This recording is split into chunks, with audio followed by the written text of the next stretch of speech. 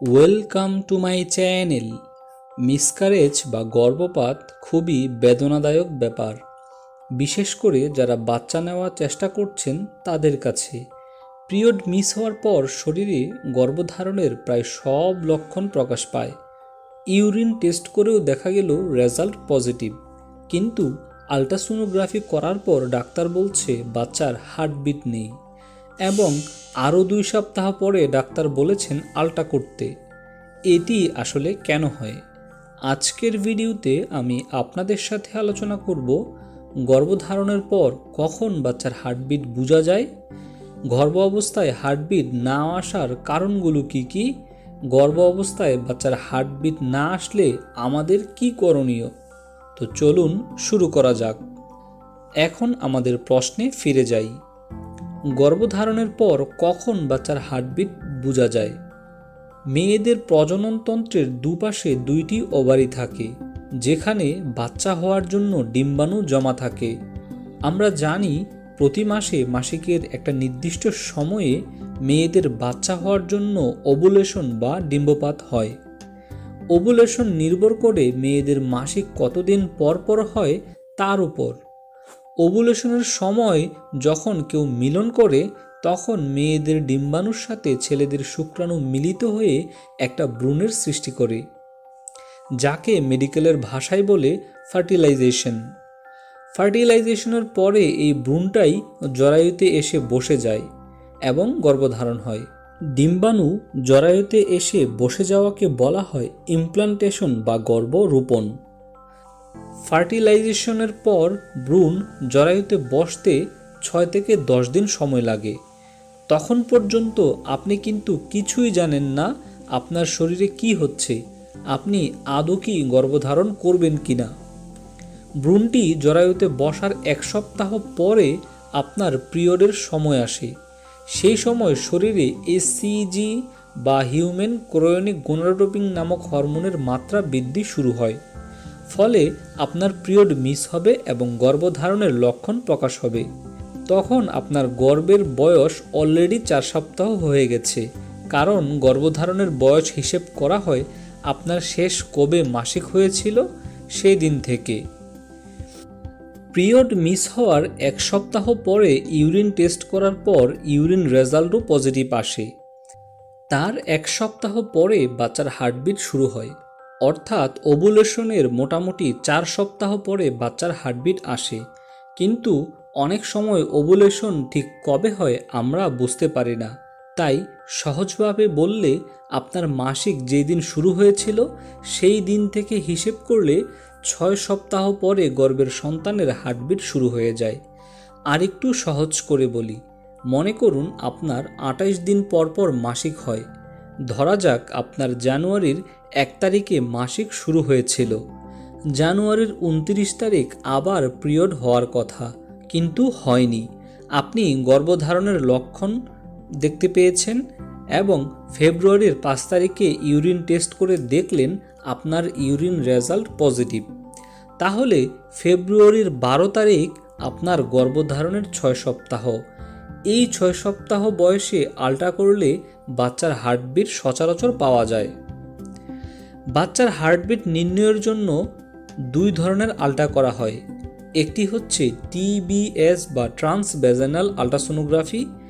এটি মূলত জরায়ুর ভিতরে একটি যন্ত্র ঢুকিয়ে পরীক্ষা করা হয়। এই ধরনের আলট্রাতে সবার আগে বাচ্চার হার্টবিট বোঝা যায়, মোটামুটি 5 সপ্তাহেই বোঝা যায়। দ্বিতীয়টি হচ্ছে অ্যাবডোমিনাল আলট্রাসোনোগ্রাফি, যেটা সচরাচর আমরা করে থাকি, পেটের আলট্রা বলা হয়। এই পেটের আলট্রায় বাচ্চার হার্টবিট বুঝতে টিবিএস পরীক্ষার তুলনায় একটু লেট হয়। মোটামুটিভাবে 6 সপ্তাহে পেটের আলট্রা করলে বাচ্চার হার্টবিট বোঝা যায়, অর্থাৎ আপনার শেষ মাসিক যেদিন শুরু হয়েছিল সেই দিন থেকে 6 সপ্তাহ পরে আলট্রা করলে বাচ্চার হার্টবিট বোঝা যাবে ইনশাআল্লাহ।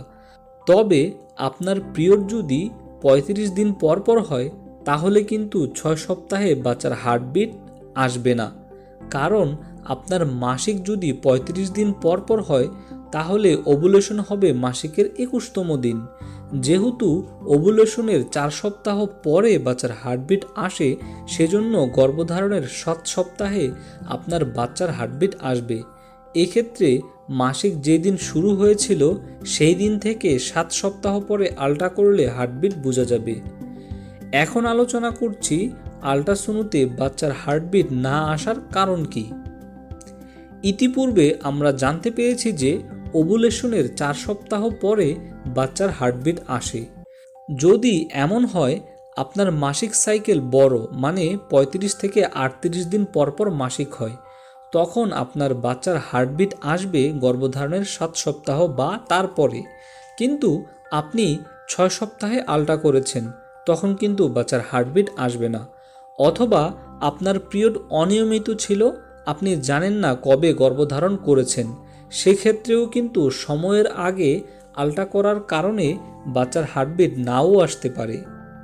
অথবা যিনি আপনার আলট্রাটি করছেন তিনি হয়তো এক্সপার্ট না, বা যে মেশিনে আপনি আলট্রা করছেন সেই মেশিনেও কোনো সমস্যা থাকতে পারে, সেক্ষেত্রেও কিন্তু বাচ্চার হার্টবিট বোঝা যাবে না।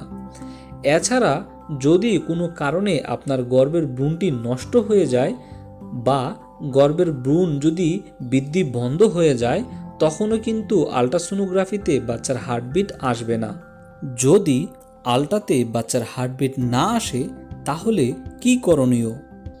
যদি আপনার গর্ভধারণের সব লক্ষণ থাকে, ইউরিন টেস্ট পজিটিভ আসে এবং 6 সপ্তাহে আলট্রা করে দেখলেন যে বাচ্চার হার্টবিট নেই, তাহলে আপনাকে ধৈর্য ধারণ করতে হবে এবং আরও 2 সপ্তাহ পরে গর্ভধারণের বয়স যখন 8 সপ্তাহ হবে তখন পুনরায় আরেকটি আলট্রা করতে হবে। যদি আপনার কোনো সমস্যা না হয় তাহলে অলরেডি বাচ্চার হার্টবিট কিন্তু চলে আসবে ইনশাআল্লাহ। 8 সপ্তাহে আলট্রা করার পরেও যদি বাচ্চার হার্টবিট না আসে তাহলে বুঝতে হবে আপনার গর্ভের ভ্রূণটা হয়তো নষ্ট হয়ে গেছে। আলট্রাসোনো রিপোর্টে ব্লাইটেড ওভাম বা মিসড মিসক্যারেজ বলা হয়, অর্থাৎ আপনার প্রেগন্যান্সিটা সফলভাবে বৃদ্ধি হয়নি। প্রায় 90% ক্ষেত্রেই গর্ভধারণের পরে ভ্রূণের যদি কোনো ক্রোমোজোমাল অ্যাবনর্মালিটি বা জন্মগত ত্রুটি থাকে, তখন আল্লাহ তাআলার পক্ষ থেকে অস্বাভাবিক ভ্রূণটিকে পৃথিবীতে আসতে দেন না। সেজন্য এই সময় ভেঙে না পড়ে ধৈর্য ধারণ করা উচিত।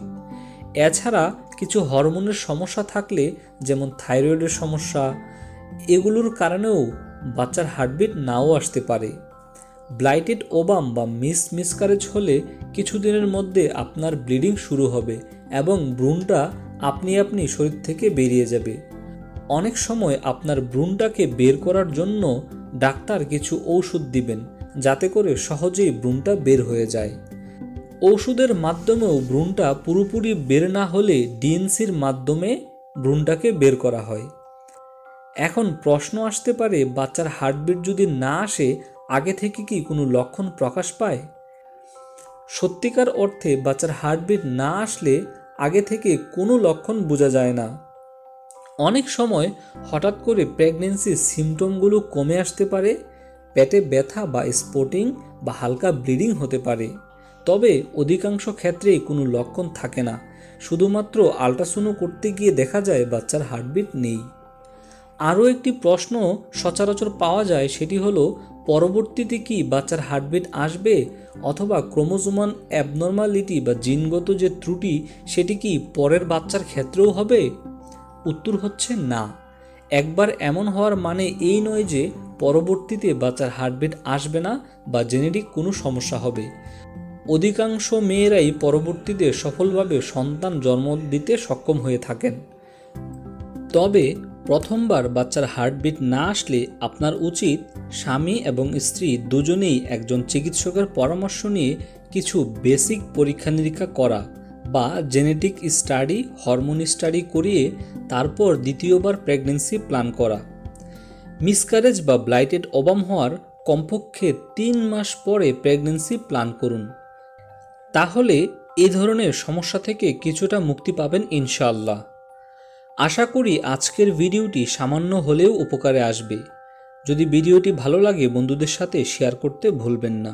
স্বাস্থ্য বিষয়ক বিভিন্ন পরামর্শ, স্বাস্থ্য সচেতনতা, প্রজনন স্বাস্থ্য বিষয়ক সকল ভিডিও পেতে চ্যানেলটিকে সাবস্ক্রাইব করে আমাদের সাথে যুক্ত হতে পারেন। এছাড়া আপনাদের কোনো কিছু জানার থাকলে আমাদের সাথে সরাসরি কথা বলতে পারেন আমাদের ফেসবুক পেজে। Stay with us healthy and safely. Thank you for watching this video.